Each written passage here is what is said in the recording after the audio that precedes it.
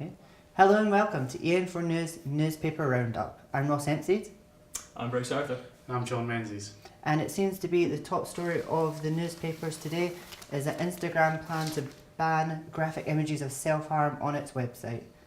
The front page of The Guardian has this story running.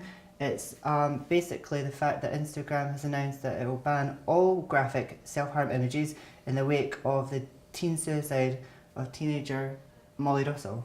Bryce? Yeah, the Telegraph has the same story. They've gone a bit further. They've got an interview with the CEO of Instagram, Adam Mosseri. He's just talking about how exactly the paper is going to deal with, the social media platforms going to deal with the removing the images. He talks about how basically it's not the solution to all the problems, but it's certainly going to help with mental health, because a big debate was about how it's not solely social media's fault. You know, it's parents and there's pressure from people in like real life. It's not just social media that's caused the suicide. But he does kind of say like it's really going to be a step forward with like kind of self-esteem and helping young people, that sort of thing. And he does mention about how it's going to be difficult to take away all self-harm related content, because he talks about how there's some stuff that they've scanned the website, how it's a picture of a scar and I'll say I'm 30 days clean. That's probably going to stay up because it's a bit more positive, but it's very hard to judge positive versus negative when there's so much stuff going on the website. But he does sort of talk about how it's, you know, there's a tension between wanting to act quickly and the need to act responsibly. So he doesn't want to do anything that'll stigmatise mental health. He doesn't want to do anything that'll put a vulnerable person in a hard place if they take their content down when it's sort of positive at the same time. So it seems like it's progress, but it seems like it's going to be a sort of sticky way through that change for Instagram. I think with Instagram as well, I think basically he's saying that the website won't recommend images such as self-harm images. I think that will be completely wiped from any recommendation services, so it'll be harder to find. So I think that will be a big plus. Yeah, it's always a strange thing with these, because it's so much about like how people work in their heads, but it's basically when you get down to a technical problem, they have to change all the numbers for the algorithm to make it do this, to make it do that. But yeah. What else is in the news, Ross? So basically, Edinburgh goes the extra mile with the tourist tax. So it will follow in the steps. That's in the front page of the Times, actually. Yeah. So basically, Edinburgh will follow in the footsteps of Barcelona and Paris to introduce a new tourist tax, and it will be the first city in the UK to do so. So basically, B&Bs, hotels will face a £2 a night extra charge placed on every room for every tourist that enters into Edinburgh. This will raise around about 14.6 million a year, which will go back into capital services. So obviously there are fears that the struggling B&Bs will be killed off because of this tax, because they're working at such a competitive rate, that they'll close their doors with this £2 extra charge, that people will just not want to stay there. Well, I mean, if it works for Paris, I feel like Edinburgh's still up there in terms of being a tourist hub. So compared I'm sure to Paris? Compared to Paris. Maybe not on the same level, but definitely, I've got to say, it's one of Scotland's #1 industries. So I think £2 extra per night can't do too much harm, but I guess it's the total overall, isn't it? Well, City Councillors backed the proposal by 43 to 15. And it just goes back to the Scottish Parliament now, and that will be probably backed by the Scottish Parliament too. So plus it was in the budget this month, so who knows, people will probably need to pay that £2 extra, but I think that goes... Looks like it's going through. Yep. Speaking of things not going through, Brexit in the news again. Really? Herald, I had no idea. Yeah. The Herald have a big story about European migrants who have homes in Scotland, and basically how they're concerned about the future. It's about 50 kind of case studies and they've all spoken about their individual views on how Brexit's going to affect their lives. Herald Scotland website actually has a sort of full rundown of it. We'll link that in the story. But it starts with Italian-born translator Laura is talking about she's trying to adopt within Scotland, but because of how the paperwork's going to go through, if like the status of the child as like a UK citizen versus her status as an Italian citizen, so it's quite shaky. And then they talk about people with kind of mortgages they're trying to get. There was Elizabeth B, also from Italy. She's talking about she applied for British citizenship, but if she loses it, and then with Brexit kind of going through, she could lose her job as well. She could lose her mortgage, just because banks and like employers would see so much uncertainty with where she's going to be living in future. I think that's sort of the main concern across a lot of these, is basically just how much uncertainty is. Very interesting, as I said. We'll include a link in the viewers can read a bit more. But I just feel with Brexit that one question gets answered and a million other questions go unanswered. And it's time people started learning what's actually going to happen, because if they don't, then it's going to anybody knows though. I know, it's going to get down to the wire, and basically nobody will know, and it'll just completely collapse under the weight of pressure from the public. Everything else, yeah. It's certainly going to be, I'll say, interesting going forward. Terrifying is maybe a more appropriate word. Definitely anyway, more appropriate. John, what's up with sports? Since Into half-year things.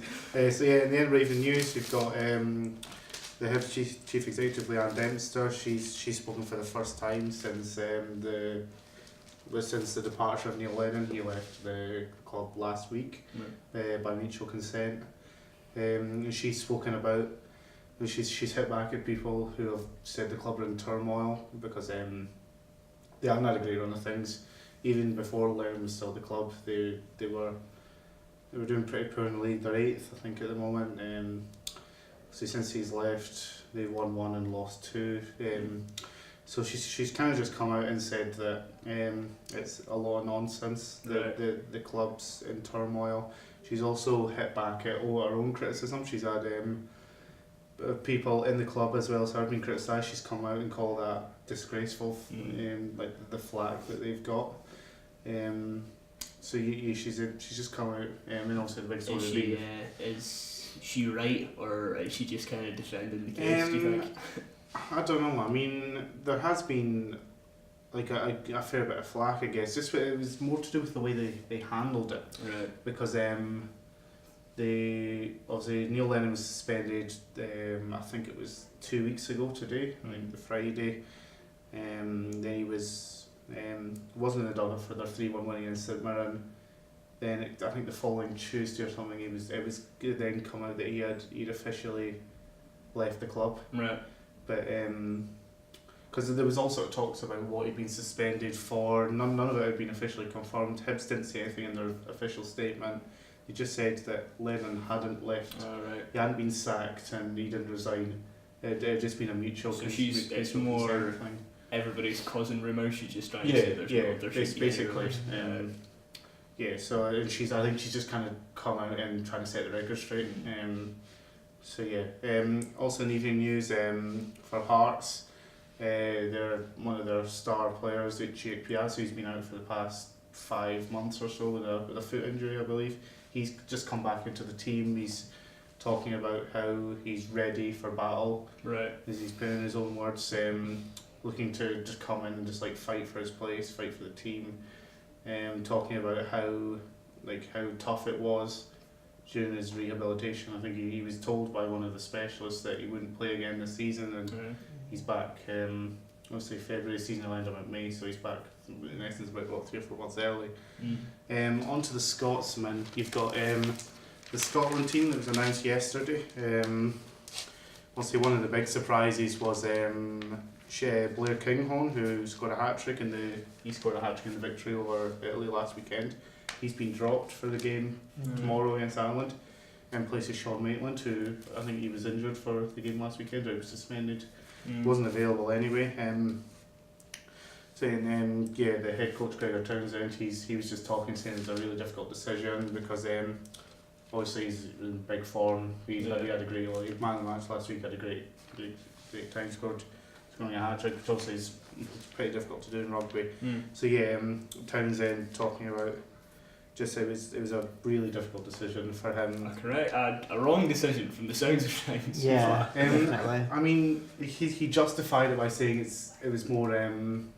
he wanted Shaun Maitland's experience in, because obviously, and with the greatest respect to Italy, Ireland's a lot more difficult. Yeah, I was going to say, we would be last place in Six Nations a lot more if it wasn't for Italy. It's a bigger game, it's a more difficult opponent, and you feel like Shaun Maitland's played in games like this before, Blair Kinghorn hasn't really played yet. He's not got that many caps for Scotland, so I think that was Gregor Townsend's justification in it. And I'll say in the Scotsman as well, something about Uche Piazza again. On to the Daily Records, they're talking about Rangers, how because obviously Rangers won 4-2 on Wednesday night against Aberdeen. It's a massive game at the top of the table, but they're talking about the Rangers striker Alfredo Morelos, who was sent off along with Aberdeen defender Scott McKenna. It was an off the ball incident, and Rangers yesterday appealed that the red card. So that will go to an SFA panel today. So obviously, if that decision's rescinded, he'll be available for their game tomorrow. They play Kilmarnock in the Scottish Cup. Obviously, if that is rejected, then obviously he's out of the next. I think it's 2 or 3 games. Do you think? I don't know. I think a lot of neutrals are saying that it was a correct decision, both red cards. Because as far as I'm aware, Aberdeen haven't come out and appealed the red card into McKenna. Okay. Although they were sort of saying, I mean, you can kind of see the photo there, what happened, where McKenna's got his foot on Morelos' face, but Morelos kind of stamps McKenna, and it was aggressive. Yeah, so a picture tells 1,000 words. yeah, so they're just saying that a lot of people are expecting it to be rejected, but to be fair, there's been some pretty strange calls, to say the least, so far, with like decisions for red card and all that. So it could go either way, if I'm honest. Anything else from us to do, Ross? No, that's all. Thank you for tuning in to EN4 News. I've been Ross Hempseed. I've been Bryce Arthur. And I'd be John Menzies. Have a good day.